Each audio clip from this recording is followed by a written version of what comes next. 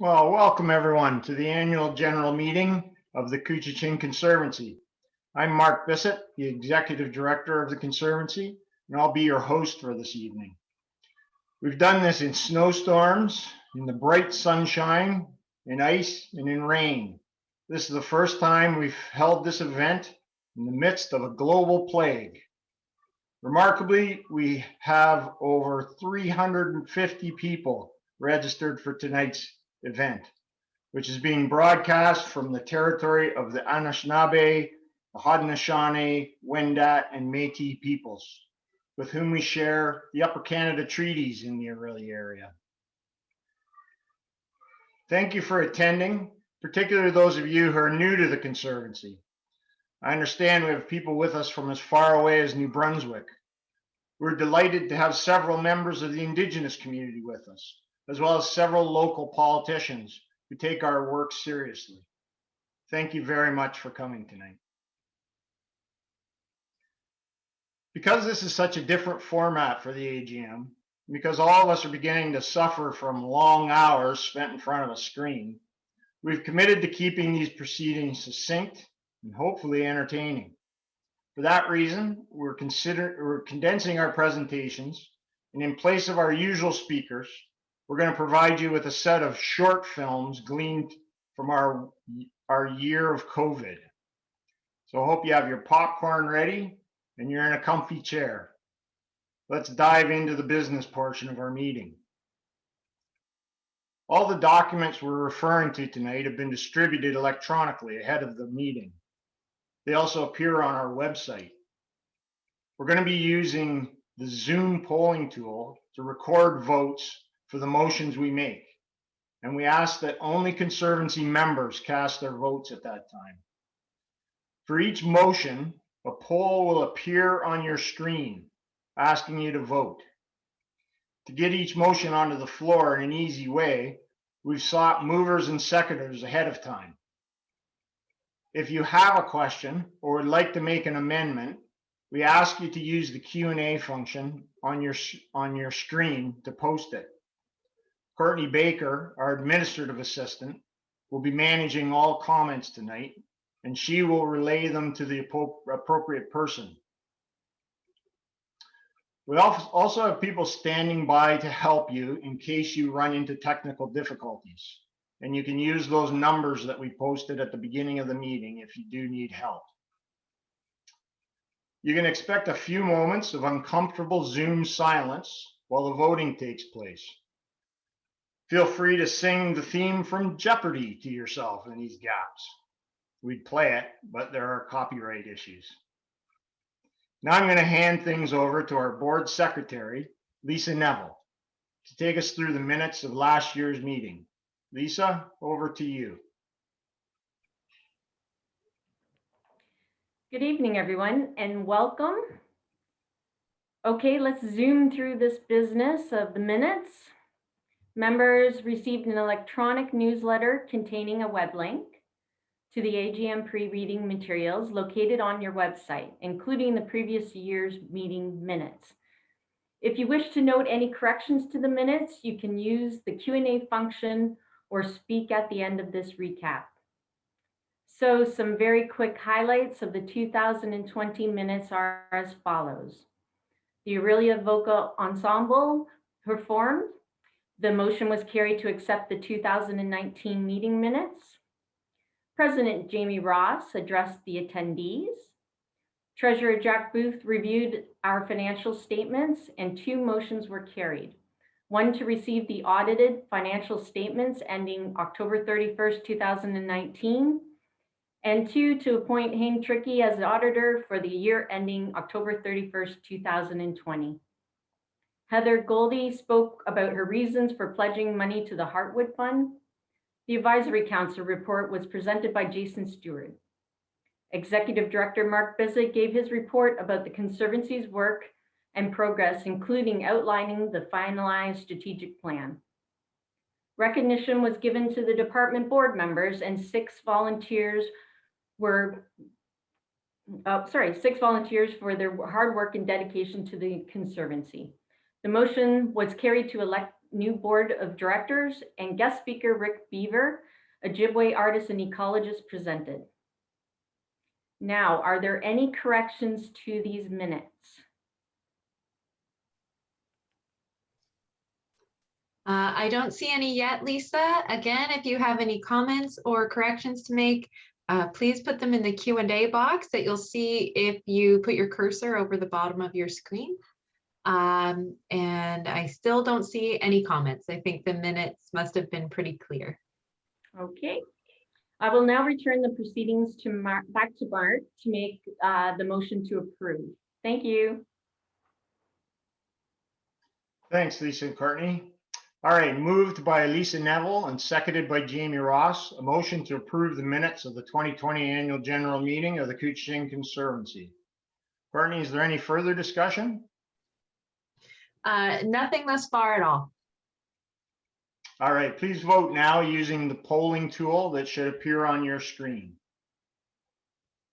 This is the part where you sing.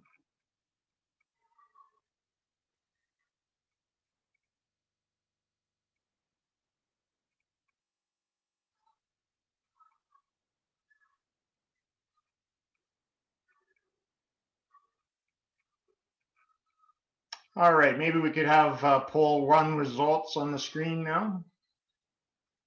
All right, the motion is carried. Thank you. Now I'll call upon the Conservancy's treasurer, Jack Booth, to give us a financial report. Jack? Thank you, Mark. I would also like to welcome everyone to our annual general meeting, be it a little different this year. It is still my pleasure to present the financial statements for the year ended October 31st, 2020. The audited financial statements and annual report are available on our website. As in past years, I will be highlighting a number of items from the financial statements rather than review them in detail. As outlined in the annual report, the pandemic resulted in numerous challenges to the organization. I was amazed how quickly the staff and volunteers rose to these challenges and adapted to this new reality. Thanks to these efforts, the Conservancy is in a stronger financial position than it was 1 year ago. That's no small feat. As per the summary financial information displayed on the slide, the total revenue was significantly more than 2019, while the expenditures were slightly lower. The revenue increase was primarily from donation income. Property donations increased by $181,000 and general donations increased by $43,500.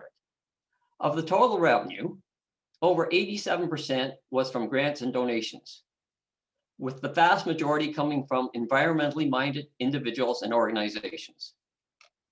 Part of the reason for the increase in revenue and the surplus for 2020 was the receipt of a $103,000 grant in the first quarter of the year. This grant was funding for a purchase that was completed during the prior year. These funds covered an acquisition fund deficit that occurred from the 2019 year end. The funding to secure the long-term financial viability of the organization through the fundraising program, primarily the Heartwood program, has resulted in increased amounts being invested in endowment and reserve funds through the Community Foundation of Aurelian area. This has resulted in significant growth in investment income over the last 3 years. And it has increased to 7% of gross revenue for the current year, representing $85,000, compared with $47,600 in 2019 and $38,000 in 2018.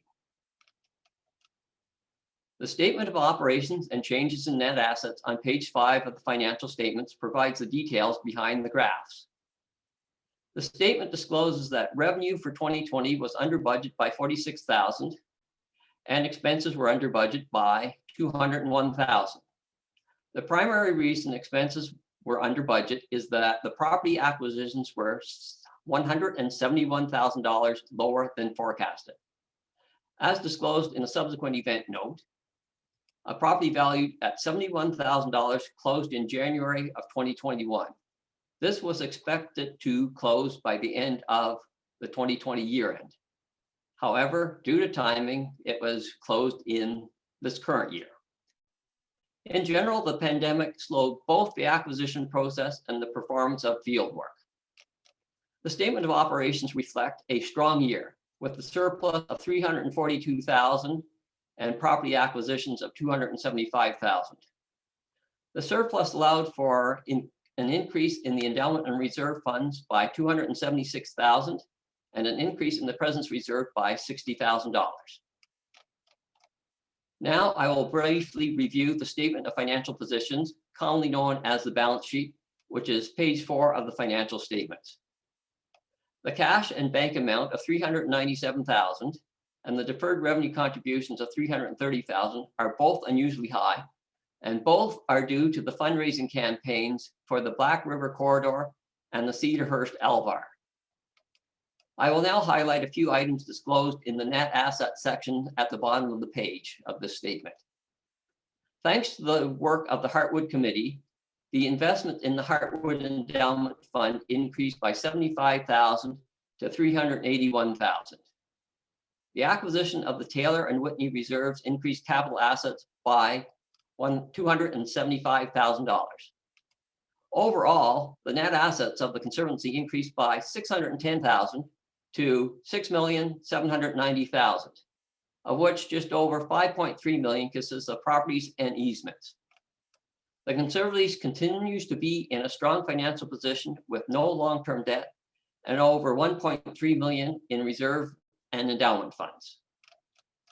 As I have pointed out in past years, for those of you that have been to the annual general meetings, the annual financial statements reflect items that can be readily valued.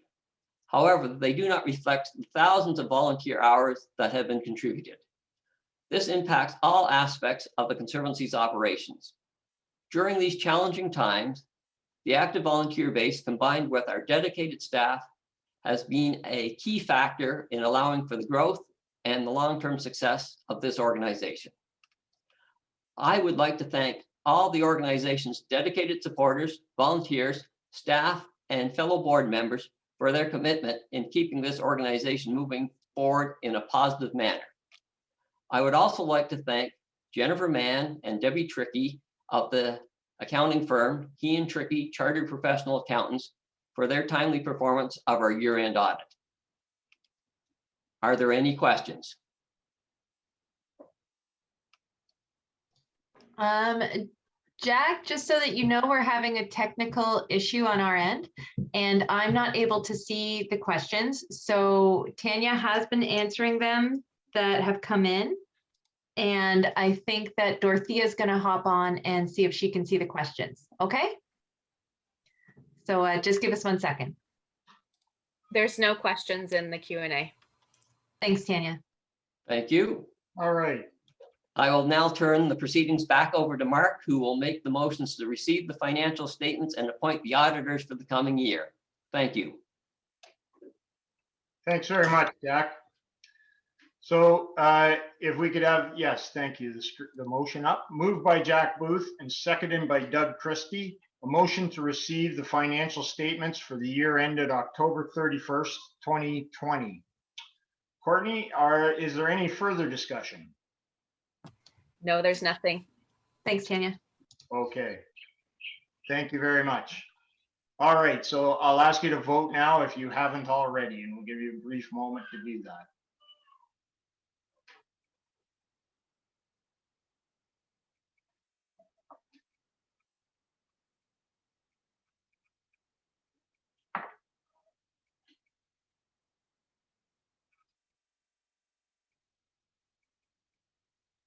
All right, Toby. Yeah, there we go. There's the results on the screen. So the motion is carried. Thank you very much. We now have a motion to appoint the auditor for the coming year. If we could have poll 3 on the screen, Toby, please. Moved by Jack Booth and seconded by Lisa Neville, a motion to appoint Key & Trickey Professional Corporation Chartered Accountants as auditor for the year ending October 31st, 2021. Courtney, do we have any discussion on that motion, or Tanya? Nope, nothing in the Q&A. All right, so if you could take a few seconds to vote and sing your song if you're so inclined.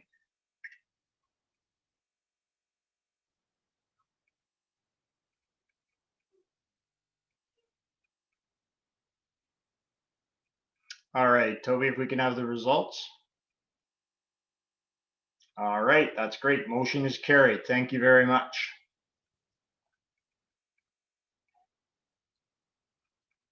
All right, we'll move on to the election of the board. The Conservancy nominating committee has recommended a slate of candidates to make made up of the following people: Neil Gray for president, and directors Jamie Ross, Lisa Neville, Kathy Hunt, Jane Bonsteel, David A. Homer, Dale Leadbeater, Janet Mason, and Bob Sullivan.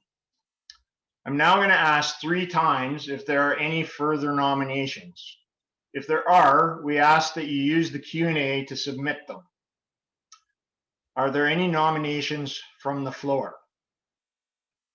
And for the second time, are there any nominations from the floor? And for a third time, are there any nominations from the floor? Courtney or Tanya, do we have any nominations? Nope, nothing from the Q&A. All right then.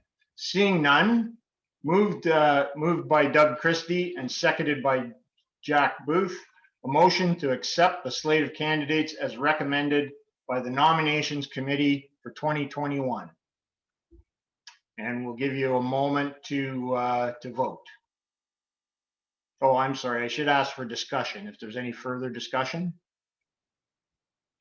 Nope, nothing in the chat or Q&A. All right, we'll give you one more second to vote and then we'll proceed.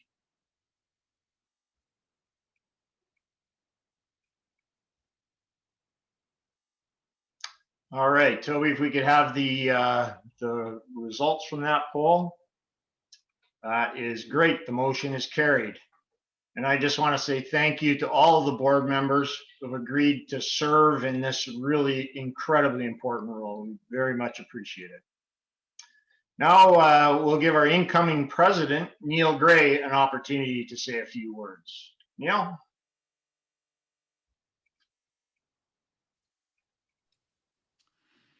Thanks, Mark. Good evening. Most of you would know me as an avid birder and nature photographer, but tonight I have the honor of addressing you as the president-elect of the Couchiching Conservancy Board of Directors. You will be glad to know my comments will be brief, giving praise to the board members who are leaving, recognition to the new members of the board, the team who carries out the day-to-day activities, and to the many volunteers and supporters who have made this Conservancy such a success. Next slide, please. I am replacing Jamie Ross, who has served as president for the past 2 years, the last year under most trying times. Working with Mark Bissett and his team, they have worked tirelessly in evolving the organization so it can operate efficiently and effectively under these trying times. Prior to joining the board in 2015, Jamie was a volunteer for the Conservancy. He has served as president from 2018 to the present. He has worked on numerous committees, including events, personnel, nominations, and has been very active in the citizen science program. But don't worry, we are not going to lose his expertise, as Jamie will continue as the past president on the board and will be on the past president's council itself. Next slide, please. Doug Christie has volunteered with pro bono legal advice much of the Conservancy's history. Doug joined the board in 2011 and served as its president from 2016 to 2018. He has served on numerous committees, including personnel, nominations, development, membership, and also on the advisory council. Doug will continue to volunteer his legal services and contribute in other committee roles, including the past president's council. Next slide, please. Jack Booth was a volunteer for the Conservancy for more than 10 years, prior to joining the board in 2014, serving as the treasurer for his entire tenure. Jack will continue to volunteer his accounting expertise in the background. Thank you, Jack. Wendy Lowry was also a volunteer prior to joining the board in 2015. She's been very active in administrative volunteering roles and the Heartwood Fund. Most recently, she has been served as the chair of the policy committee. Wendy will continue to serve on that particular committee. At this time, I would like to switch gears and now welcome the new elected members to the board. Janet Machon, she has volunteered in the past as part of the Citizen Science Whippoorwill Survey team and a member of the Passport to Nature team. Dale Leadbeater is a well-respected botanist who has been an event leader and a member of the Advisory Council. And then we have Bob Sullivan. No stranger to most of us, Bob has been a past president of the board and currently chairs the Heartwood Committee and serves on the Conservancy's Investment Committee. For stability and continuance, we have a number of continuing board members besides myself and of course, Jamie, who's the past president. We have Lisa Neville, who will continue her role as secretary, Kathy Hunt, Jane Bonsteel, and David Homer. The team, even with COVID, the employees of the Couchiching Conservancy showed great abilities to adapt, showing flexibility to be resilient and to give it their all through these trying times. With growth of all organizations, they must evolve and undergo some changes to keep up with the time.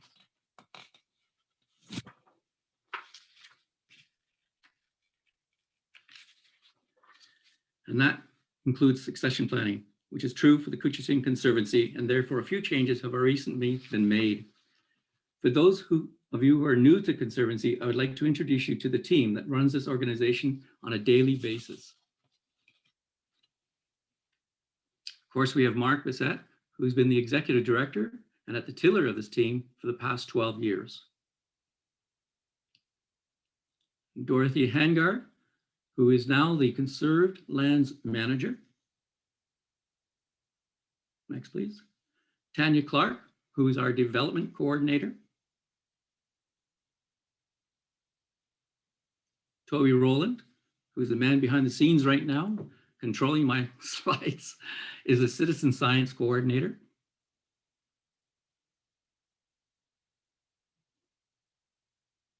Joelle Burney, who is our Engagement Organizer.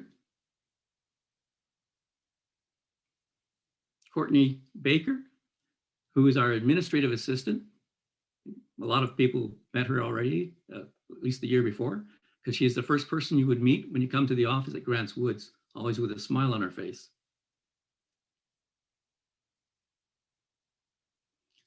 Our latest member to join the team, Aisha Agarwal. She is the conservation researcher and analyst. And I should point out, at the present time, we're also looking for a junior biologist to join our team in the near future. Then we have David Hawk, who for the past 9 years has been the ecologist and stewardship manager for all of our managed properties. He will now be changing roles, becoming a consultant for Couchiching. Going forward, David will continue to play an important role in the ongoing stewardship of our properties. As a consultant, he will focus on the Conservancy's growing list of conservation easements and the field management of its habitat offsets. The Couchiching Conservancy salutes David Hawk and thanks him for his dedication and his leadership. I would be amiss if I didn't also thank our present contract personnel, including Kathy Connor, who's our bookkeeper, Ginny Moore, who carries out some of our field work, and the legendary Ron Reed.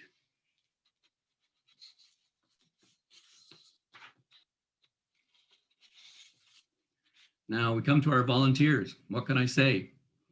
Our volunteers, over 170 of them in the past year, worked on a range of things, everything from administrative duties to property maintenance, like tree removal, trail improvements, maintenance, etc., to the citizen science projects, such as the vernal ponds, salamanders, amphibians, whippoorwill surveys, frogs, toads, etc.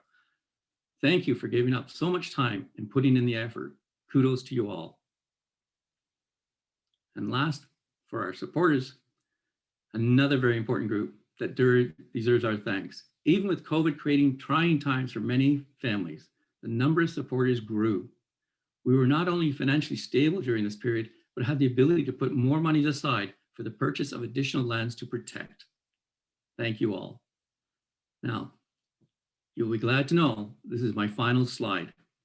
A strategic plan was developed for 2025 with 4 main goals: acquire and protect habitat, steward the land under protection, build and maintain financial and human resources, communicate, collaborate, and celebrate. But why do we have these goals? It's all about the next set of generations. If we don't act now, what will we tell our children, our grandchildren, and in some cases, our great-grandchildren? To expand on the foreseeable plans, re the habitat protection, I'd like to pass the mic over to Doug Varty of the Development Committee and Advisory Council. Over to you, Doug. Hi, everyone, and thank you, Neil. With the launch of the Black River campaign and the need to fundraise for this initiative, the Couchiching Conservancy Board of Directors decided to create a development, or in other words, fundraising committee last year. At this point, we've kept the committee quite small, and it currently consists of Doug Christie, Jason Stewart, Tanya Clark, Mark Bissett, and myself. Based on the vision for the Black River campaign, it was determined that we would need to raise $1.2 million over a 4 to 5 year period to support our conservation objectives in this area. However, before the dust settled on this fundraising goal, the owners of the Cedarhurst Elvar property approached the Nature Conservancy of Canada about acquiring this 1,360 acre property. And you can sort of see on the slide there's the Garden Elvar. You may recall Mark spoke very passionately about this property at last year's annual general meeting. And just as a reminder, it is the one in the middle, in the heart of the Garden Elvar, where the owners were proposing to develop a large-scale gun range. So the Couchiching Conservancy has partnered with the Nature Conservancy of Canada and has committed $200,000 towards the $1 million acquisition cost of Cedarhurst. So with Cedarhurst, our fundraising goal now became $1.4 million. We're now referring to the combined Black River and Carden initiatives as the Corridors campaign, as you will see on the Couchiching website. And it represents by far the largest capital campaign in the Couchiching Conservancy's history. So where are we today? I am thrilled to report that since July 2019, we have raised over $873,000 in cash and pledges, or about 62% of our 1.4 million goal. We've created 4 new nature reserves to the Black River Wildlands Corridor, and Mark will speak to these shortly.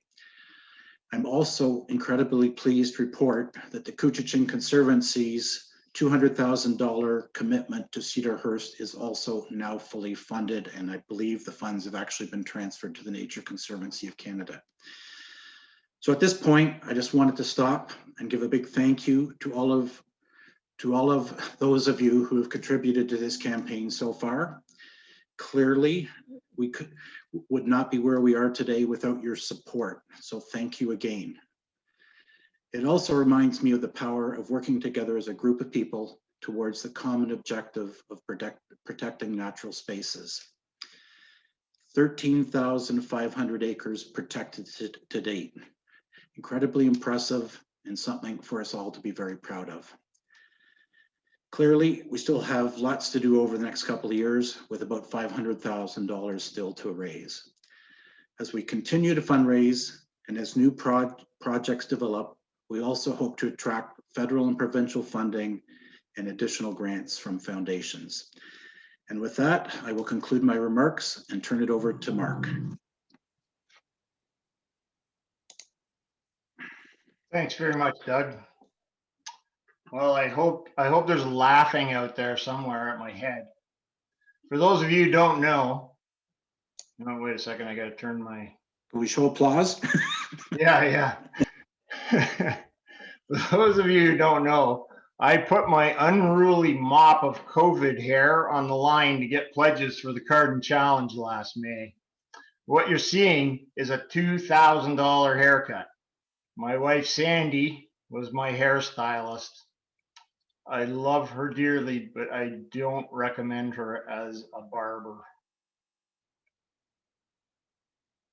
This is the last slide I showed during the ED report at our 2020 annual general meeting. So much has happened since this slide flashed up on a big screen in front of a room packed with people.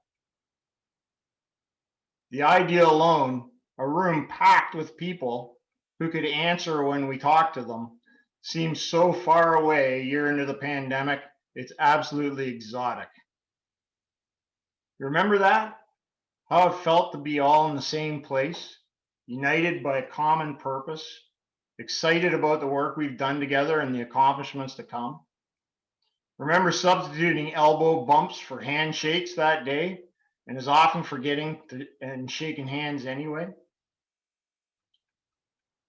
Within a week, Ontario was shut down. There were lineups at the grocery store, and a silence in those lines I won't soon forget. For many of us, that AGM almost exactly a year ago today was the last time we'd see each other for a year and counting. Overnight, we went from big crowds and busy meeting schedules to this.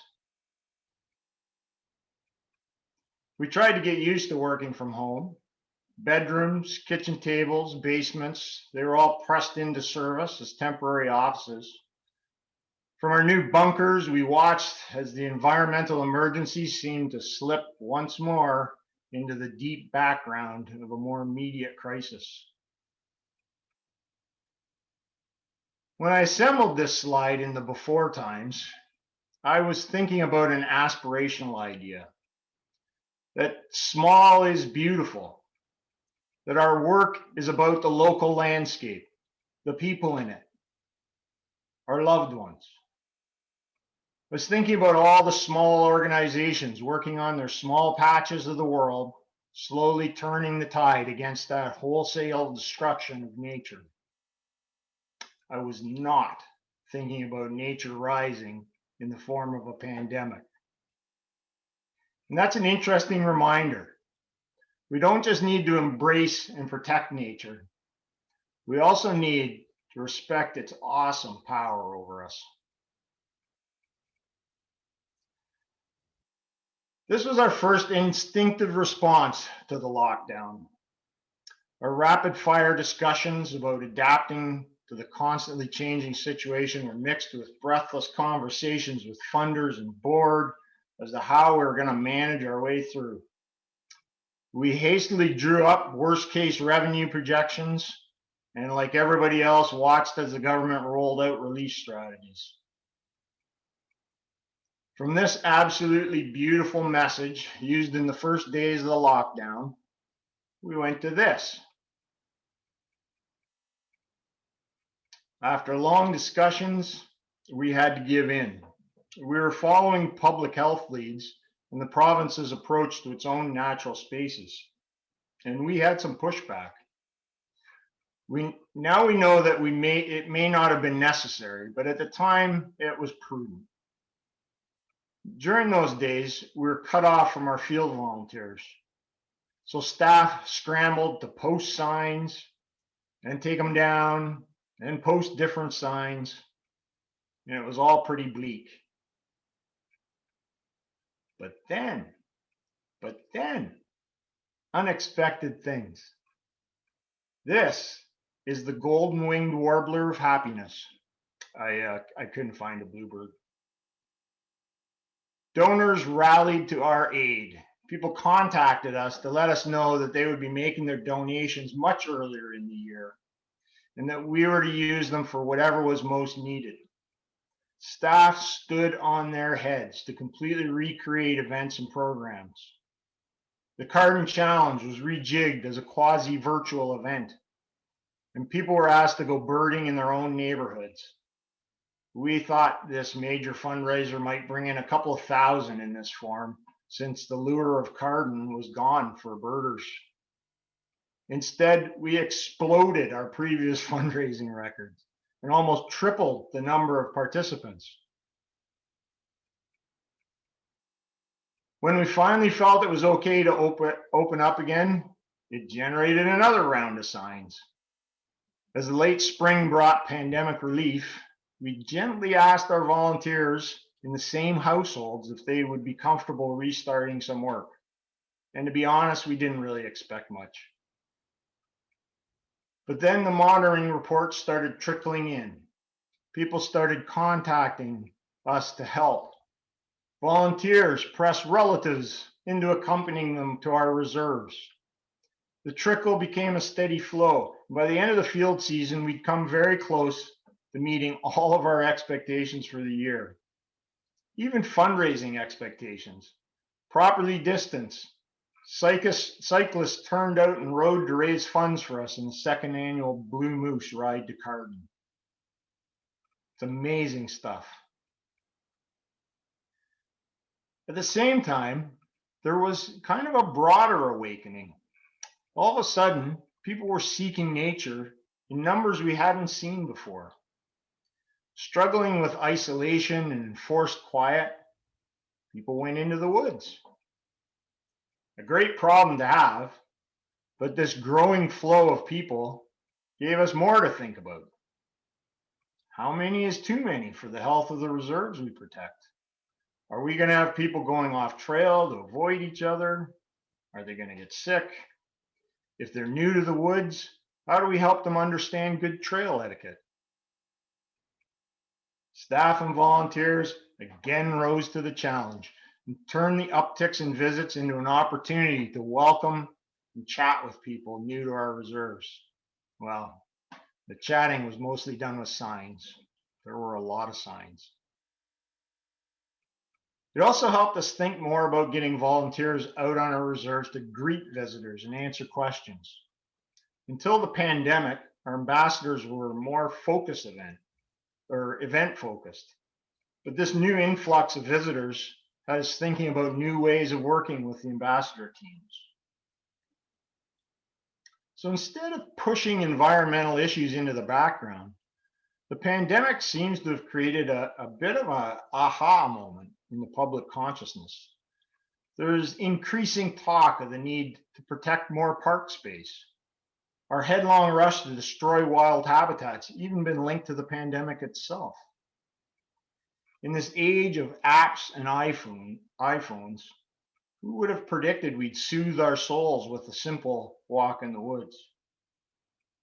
With this in mind, we wonder if this mind shift is going to create the conditions for change. I think it's bound to move people a little closer to the idea that wild spaces are more than just empty space to be paved over. And that is one of the conditions we need to realize a world in which nature is rising.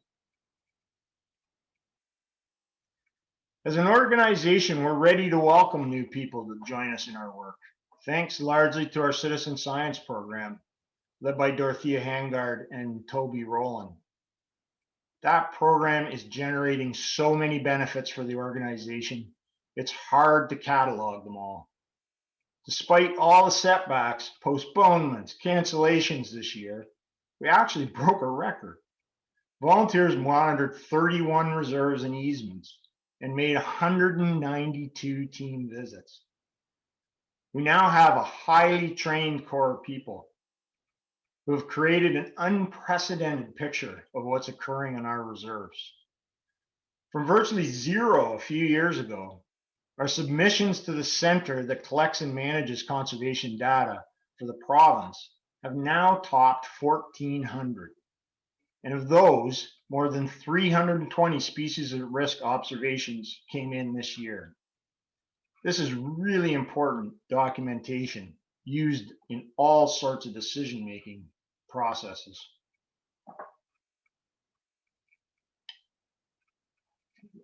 This is just a snapshot of the difference one of these monitoring programs makes in terms of the eyes and ears on our reserves.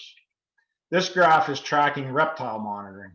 On the left, you can see the species records where there is no reptile monitoring currently going on.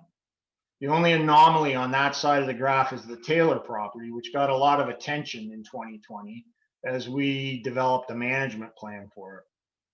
On the right, you can see there's significantly more data, thanks to the work of our trained volunteers on those properties. As our programs expand, so will our knowledge. I wanted to share one quick story with you to underline one of the ways this information helps us achieve our goals. When I was a boy, I used to find spotted turtles on a regular basis, so much so I didn't even think about it. These days, they're listed as endangered under both provincial and federal species protection acts. The turtles that are left are seriously important. This is Noella's story and Peter Robinson. They've been longtime volunteers and supporters of the Conservancy, but a little while ago, they decided they wanted to expand their field knowledge, and they took our reptile training course. This summer, on a drive through one of our priority areas, they came upon a turtle on the road. They stopped and helped it across. Thanks to their training, they knew it was no ordinary sighting. They were able to provide all the required information to establish it as a legitimate observation of a spotted turtle. And it was the first spotted turtle reported in that particular area in 29 years. That observation had an immediate consequence for our acquisition strategy. We're working with a foundation particularly interested in finding and protecting remaining spotted turtle habitat. And since that discovery, we've collaborated with several other organizations in an effort to find funding to focus more intensely on the area of this particular discovery. So simply put, good scientific observation enables us to protect more land. Noella and Peter's story brings me to the recognition of our volunteers. Because we have so many great people, it's always really tough to single out a few for special recognition. We appreciate every moment of time contributed to this organization. In addition to our 3 departing board members, who I can tell you have given so much of themselves, we want to recognize the special contributions of these folks on the screen. Our format this year limits our ability to pay tribute to you, but we want to acknowledge your particular dedication to the Couchiching Conservancy and the ideals it stands for. Thank you so much for all that you guys do.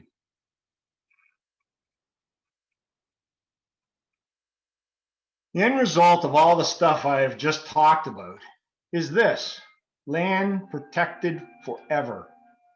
When the pandemic lifts, we're going to have lots of fun with official reserve dedications. This beautiful map was just created by Isha Agarwal, and as often the case, it already needs updating. Doug Vardy filled you in on our successful efforts to protect Cedarhurst on the Cardinalvar in partnership with the Nature Conservancy of Canada. In addition to that, we were very busy in this priority area, the Black River Wildlands Corridor. The provincially significant Mud Lake Wetland Complex has been in the local news lately due to a proposal to expand the local airport. Norm and Irene Whitney have generously donated a 30-acre tract inside that wetland complex. This wooded swamp is home to at least 5 provincially imperiled species, one of which is at risk nationally. We were thrilled to take on this parcel, not only because of the important habitat present, but because it's directly adjacent to the McIsaac Wetland Nature Reserve. Together, the 2 reserves combine to protect 117 acres of this important wetland. And in the picture down at the bottom of the screen, you can see Norm and Irene, who got together with a few Conservancy folks in the summer for an informal celebration. An official dedication is going to follow, hopefully this year, at the property. And for now, we just want to say thanks to the Whitneys for this wonderful gift. In July, Ron and Charlene Taylor completed the part donation of the Dr. Ron Taylor Nature Reserve.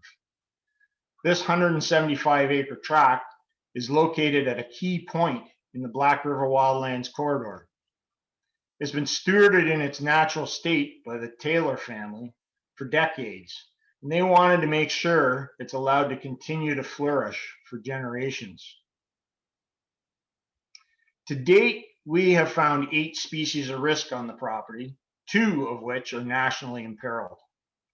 The reserve is a mosaic of rock barrens, woodlands, and wetlands, all of which drain into the Black River. It's so varied that staff and volunteers have taken a particular interest in exploring its charms. So we're getting a lot of data out of that property. Dr. Taylor has shown it right with one of the big white pines on the property, with Ron in the center photo, or Charlene Taylor, Peter Gill, who originally created a forest management plan for the property, and Dr. Nancy Ironside, who helped unite the Taylors with the Conservancy. I just want to say many, many thanks to the Taylor family for this donation. The location of the Taylor Reserve is a good illustration of our strategy to infill protected areas in and around Queen Elizabeth II Provincial Park, which is outlined here in the darker green. Adjacent to the park on 2 sides and fronting the Black River, the Taylor property provides a natural link between the park and unceded Crown land to the south of the river, which contains an area of natural scientific interest. In this circled area, we've added another piece of the puzzle, thanks to another family donation. This is so new, we haven't actually settled on a formal name yet. Technically, it's a 2021 property since it closed in January. But we wanted to use the AGM to officially announce that we've created another 71-acre reserve on the Black River, thanks to the generosity of Reet and Giannis Marley and their family. Again, this property is directly adjacent to Queen Elizabeth II Provincial Park, and it's a good example of our strategy in action. We'll tell you more about it at next year's AGM, but for now, we just wanted to give our thanks to Reet and Giannis and Karen and Ellen Marley for this beautiful gift. Finally, we have 2 conservation easements in the work in Bass Lake West corridor. This is another one of our 5 priority areas. For a number of reasons, not the least of which was the pandemic, we were delayed in moving forward with these 2 projects last year, but we are very hopeful they'll be brought under protection in 2021. And these are among several prospects that we'll continue to work on throughout the year in our priority areas. So that is a brief account of our adventures with you over the last 12 months. Let's hope the next year is just as full of activity, but a little lighter on the drama. Thanks to our funding partners, our donors, our volunteers, our staff, everyone who makes our work possible.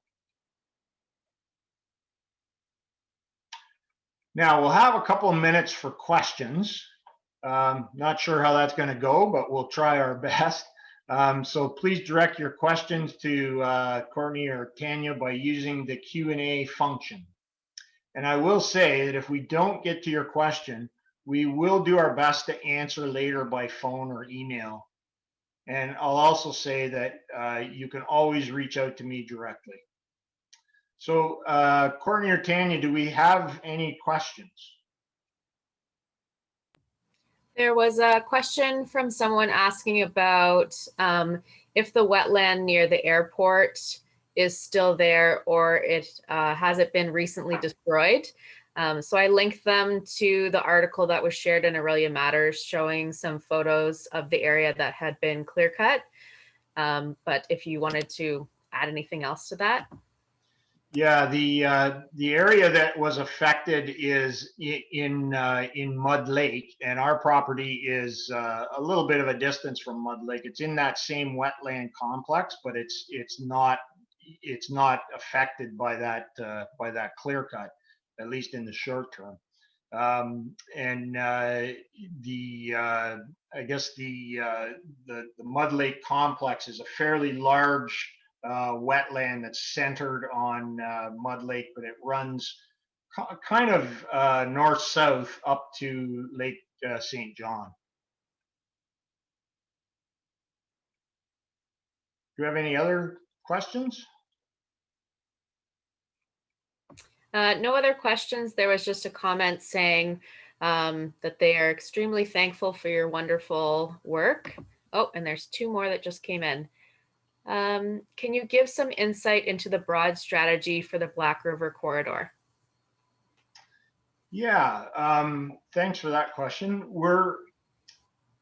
We want to do a couple of things. When we looked at our acquisition strategy, we picked as priority areas the areas that we thought had the most potential for connectivity. And so we not only did we look at data about the biodiversity, the species at risk present, the type of habitat, that sort of thing. We also looked at what I kind of think of as green infrastructure. So what else is there that we can connect to, that we can infill around? And QE2 Provincial Park really has become a hub for us to work with. Phil Careless, one of the biologists at QE2, he calls QE2 Park a biodiversity engine. And so the role that we think we can play is to connect as much land and create as much connectivity in that corridor, not just the Black River corridor going sort of, I guess it would go west to east, northeast, but also sort of a broadly east-west. So if you think about the old Matchdash Township and all the Crown land in there, we've tried to build our strategy so that we can create as much connectivity as possible over the next few years. And so inside that Black River Wildlands corridor, there's also Crown land with basically no real protective designation to it. It's just Crown land. And so one of the things we'd like to see is that Crown land have the protection of that Crown land raised. So that it's cared for at a little higher level. So when I mentioned puzzle pieces, what we're trying to do in the corridor is infill wherever we can and create connectivity, build out the integrity of QE2 Park and those Crown pieces that are reasonably untouched still.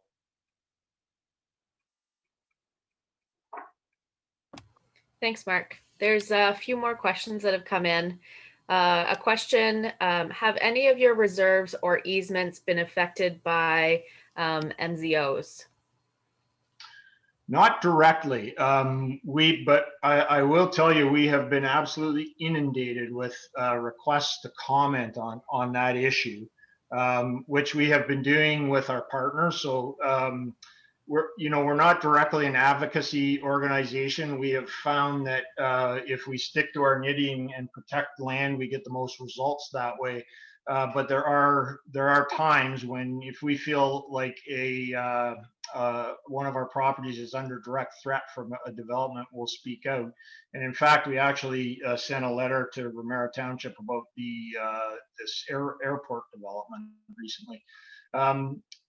So we have partnered with Ontario Nature, Lake Simcoe Rescue Coalition, Simcoe County Greenbelt Coalition, and contributed various comments through them. But to date, we haven't had one of our properties directly affected by an MZO.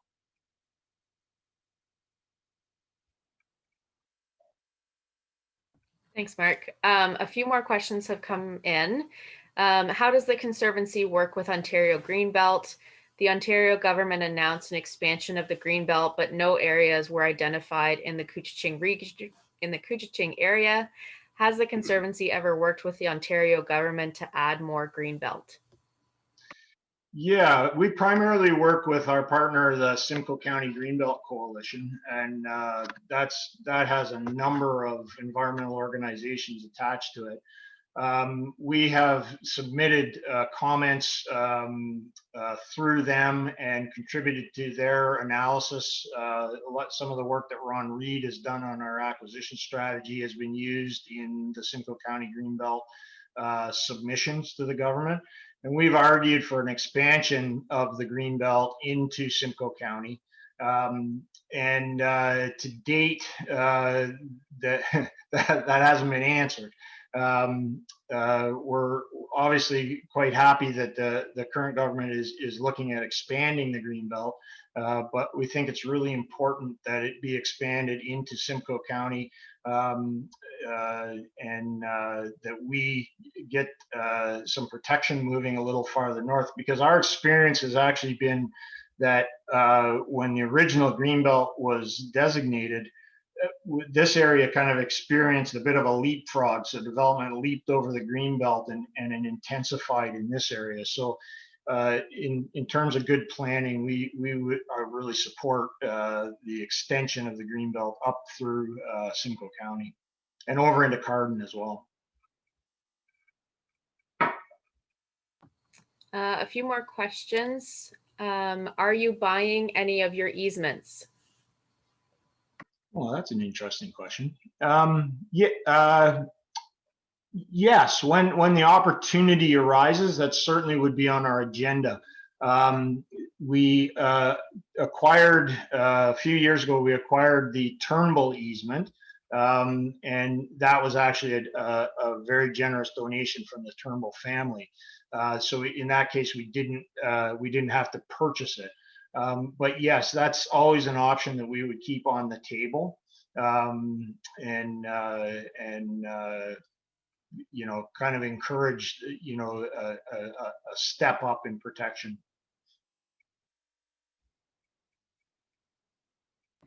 There's a few more questions. I'm not sure how much time we have.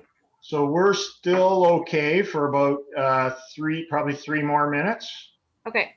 The next question that came in is, do you have any plans to expand property ownership on the Oro Moraine? Yes. Well, I guess I should say maybe not ownership, but easement protection. Because property on the Oro Moraine is just so phenomenally expensive now, it kind of puts it out of range for us to purchase. Donations we would be all over, but the real tool there for us is conservation easements. And those two conservation, I mentioned two conservation easements at the end of my presentation. Those will be hopefully coming online this year. And of course, we're always open to talking to other landowners about that. We're trying to stick pretty closely to our acquisition strategy. And so we're particularly interested in properties that fall inside those priority areas. And that Bass Lake West priority area contains the Oro Moraine. Great. There's a question from Bruce Stanton asking if you can comment on the Conservancy's work with other conservation organizations, provincially or nationally, that are trying to get started or improve their land trust reach in their region. Oh, hi, Bruce. Nice to have you here. Yeah, I could actually talk all night about that. So we're working with many organizations. We work very closely with other land trusts, particularly Nature Conservancy of Canada. Recently, we've started to work a little bit with the CPAWS, the Wildlands League, as they've become a little bit more interested in Southern Ontario, and the Wildlands League has been using our mapping and creating kind of an initiative again around QE2 Park, using QE2 Park as a hub to create connectivity right across the province. So that's been pretty interesting. The other thing that we've been putting a lot more emphasis on is trying to work with our Indigenous partners. We're particularly interested in doing that in our priority areas. And so we've been involved in a couple of different measures. One is we have a small working group going with a number of other land trusts and some Indigenous community members to look at how land trusts can work with Indigenous communities to help them achieve their goals and our goals at the same time. And another one is in the Match Dash area, where we've been trying to sort out some what ends up being some pretty complex stuff to sort of there unintentionally there are some barriers to Indigenous communities around land protection and land ownership, frankly. So we've been trying to work on some of those too. So yeah, I hope that answers your question. Thanks, Mark. There's two questions from one person, which are tied together, I think. So the first part of the question is the Conservancy challenging the Ford government on their MZO fast tracking for developers? And the second part of that just disappeared, but I recall that it was asking specifically about a development that was happening in Cumberland Beach. Oh, okay. So to answer the first question, no, I wouldn't say that the Conservancy is challenging the provincial government. What we try to do, because we're not an advocacy organization, and we have a long reputation of working with all governments of all political stripes. But what we do is we offer our comments. And we have, as I mentioned earlier, made several comments about policy changes to the current government, and we hope that they are taken in the spirit they're intended, and that that they will be considered as they go forward with these things. But yeah, we're non-partisan organization. It's actually part of our charitable status to remain nonpartisan, and even if it wasn't, I think that's the way we like to operate. Great. Oh, Yeah. I can just answer the second part of the question. I think that issue is there's development going on in Cumberland Beach. We haven't taken part in commenting on that one because it doesn't, as I said earlier, we limit ourselves to commenting on issues that directly affect our properties, and in that particular one there's no direct connection, if it's the one I'm thinking of. But yeah, it's been a very busy year for that kind of thing, and I know sometimes people call the Conservancy and want us to champion a given cause, and it's really not what we do. We try and get there before development occurs to protect the land. Yeah, absolutely. One last question. Are you doing any work with the Farmland Preservation Organization? Yeah, actually, I talked to Catherine Enders, the executive director there. I think you're talking about the Ontario Farmland Trust.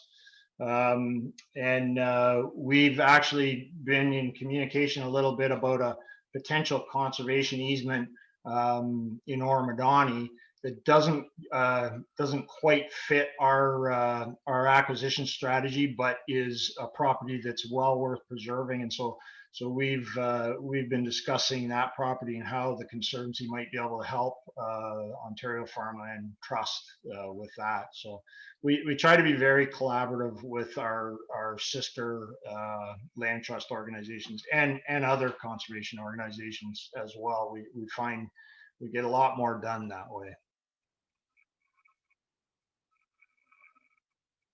I think we should probably end it so that we can stay on our schedule, Tanya. And I thank everyone. You can probably tell I would like to talk all night with you because I miss you. But we want to stay on our agenda here. So again, thank you very much. I think we'll move on to our film festival now. And I will just reiterate that if there are any questions that didn't get answered to your satisfaction tonight, or you'd like to talk further, please don't hesitate to call. I really enjoy talking about these issues and welcome your calls. So I want to thank I've been referring to Joelle Burney lately as our film festival editor, because Joelle's been working away really hard on these videos for our films tonight. And I want to thank our whole staff for helping pull this AGM together as well. So I'm going to turn this over to Joelle and our little film festival. I hope you have your popcorn.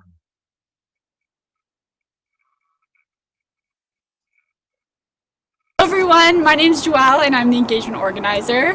Welcome to our mini film festival for this evening. I am so excited to share the videos that we have created for you. There will be 3 different films that we will be showing you this evening, and all of the footage was taken by staff, volunteers, and supporters. I do want to mention that all of the footage taken in these videos were done throughout 2020. So this includes footage that was taken before the pandemic, as well as during times when the restrictions had lifted. The first film we are showing you this evening demonstrates how we adapted to 2020 thanks to your support. One of the words we often use to describe how we adjusted to this year was pivot. So at 3 minutes and 25 seconds, here is the film Pivot.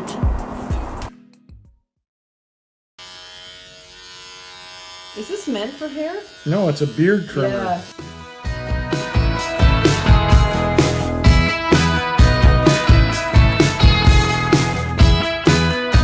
I hate technology. There, I said that smiling.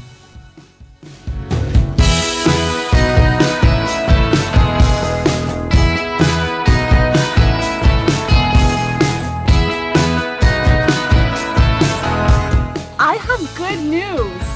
The Passport to Nature program has been adapted and just launched.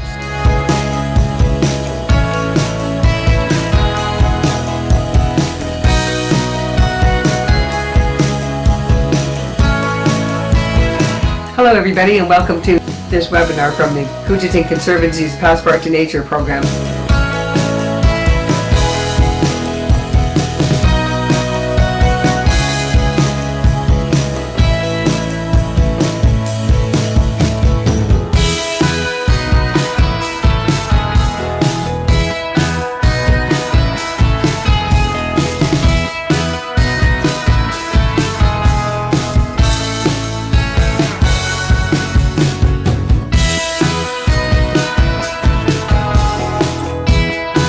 Everyone, it's Ron and Janet, and we're here to welcome you to the 2020 Special Edition Garden Challenge. Taking part in the Garden Challenge is a big deal, and we need to train accordingly, because it's not like those binoculars are going to lift themselves up and down a million times in a day, are they?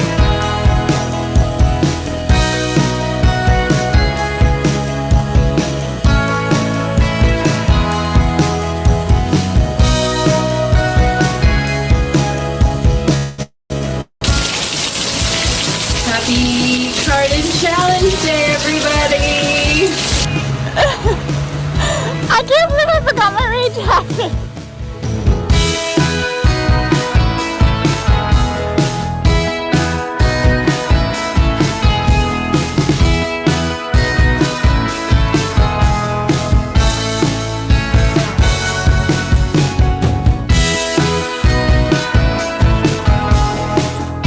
This has been a record year for this event and for the amount that your friends and family have donated to support you and ultimately support the Alvar. And obviously we've had the most participation that we've ever had, and also the most fundraise that we've ever had. Special on a whiteboard. Oh my God! Holy! Oh my goodness! Yeah. Next year.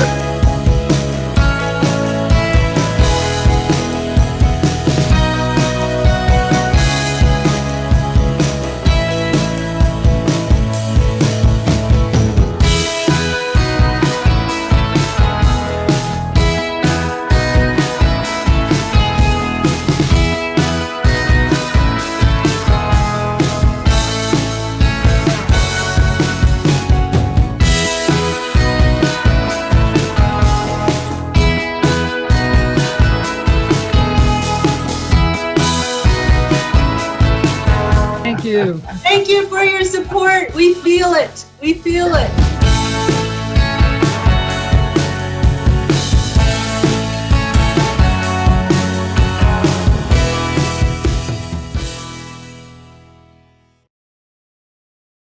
We hope you enjoyed that film and that it made you laugh and also showed you how far we have come. What a year it has been, but we managed to make it out stronger than ever.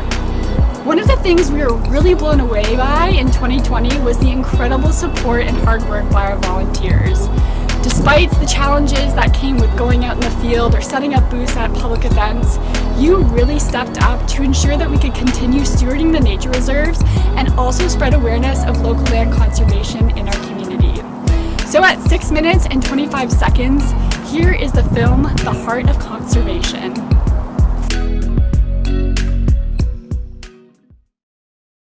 We're out here monitoring bats to look for bats in different locations and to find out which bats are in different areas around here.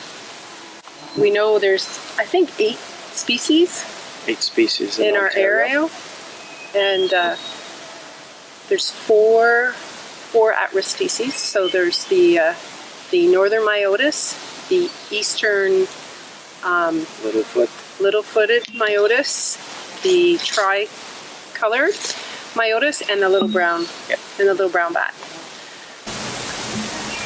We monitor bats by going out about a half an hour after sunset, which is the best time. Generally, it's best to monitor when out without any moonlight or anything like that. And we also use the iPad with a program and a device called the Echometer. And the Echometer picks up the frequency of the bats.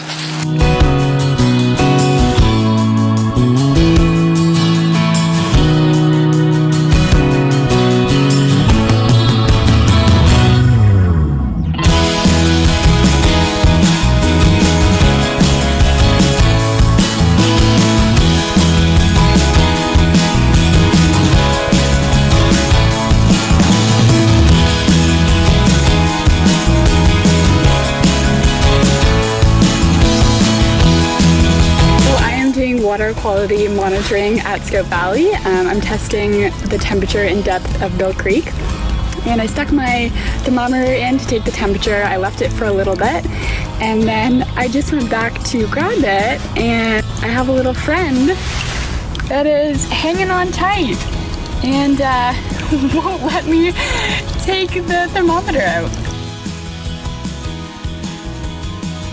Just have it so it's set up with motion detection, so they'll detect an animal coming across and start recording. You can do it time-lapse and things like that as well, but this way we'll just get the wildlife as they come across.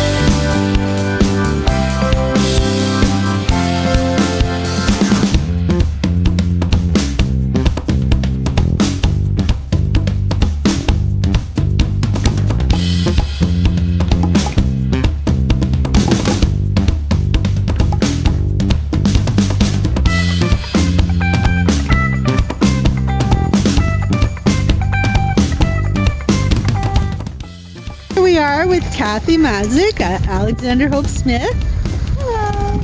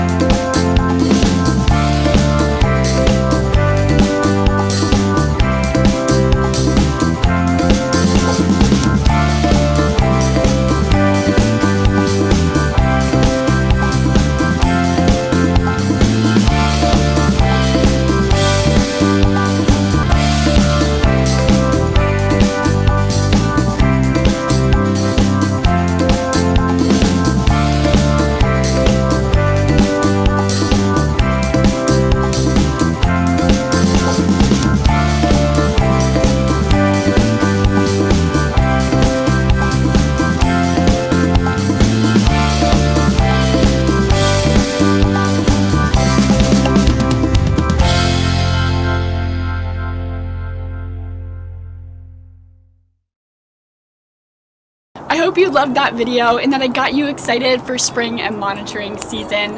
We are on our last film for this evening. This video showcases the wild places and species that you are helping to protect. I hope it leaves you inspired and shows you how important your support is, as well as the impact that you have on nature in the region. At 3 minutes and 25 seconds, here is the last film, Wild.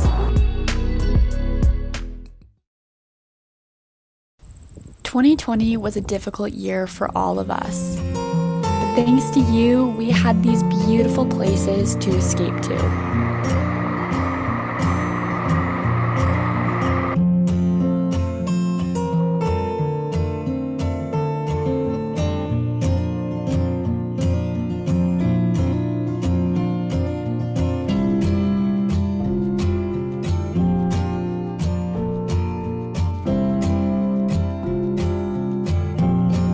For many, the nature reserves became places to disconnect from the heaviness of the world.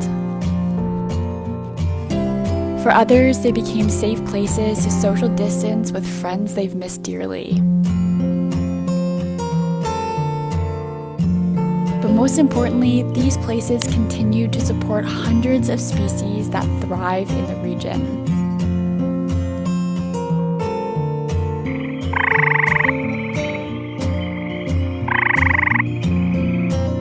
While many of us found it difficult when the nature reserves closed, species inhabiting the Black River wildlands took advantage of the quietness.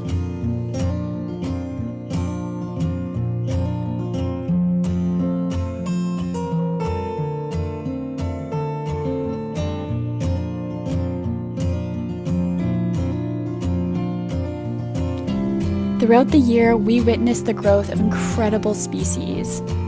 From the time they were young and stayed close to their mothers,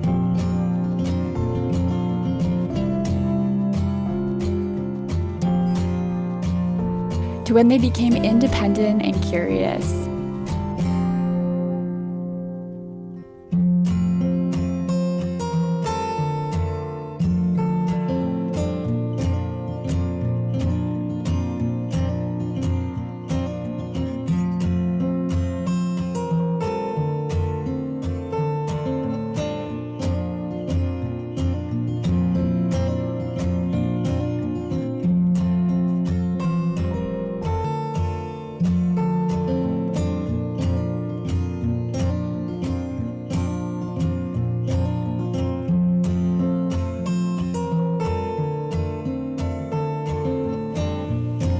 These wild places and species are protected because of you, and we couldn't be more grateful.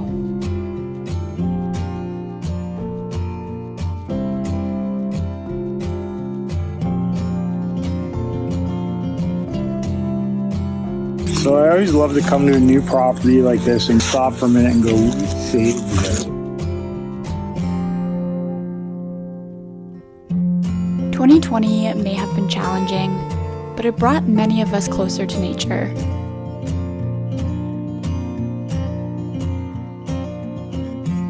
It opened our eyes to the beauty around us and instilled hope for the future.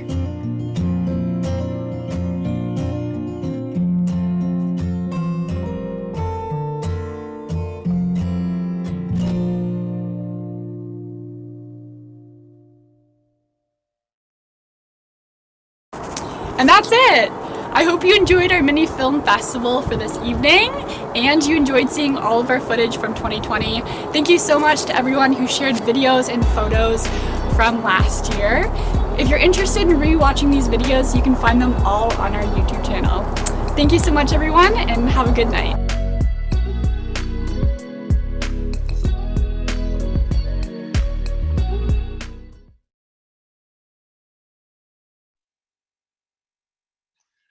Well, it wasn't quite as nice as our usual annual get together, but I hope you really enjoyed tonight. We miss you very much, and we can't wait until we can get together again and celebrate, because we have an awful lot to celebrate. Again, I want to thank Joelle for that great series of little films. I know she worked really, really hard on those. I want to thank Courtney Baker and Tanya Clark in particular. They've been working for literally months on the AGM and the annual reports and everything.